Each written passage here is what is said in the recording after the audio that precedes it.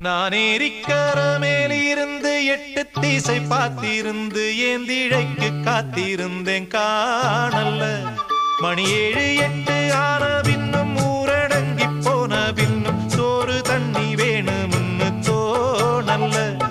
என் தெம்மாங்கு பாட்ட கேட்டு தெங்காத்து ஓடி வந்து தூதாக போக வேணும் அக்கறையில.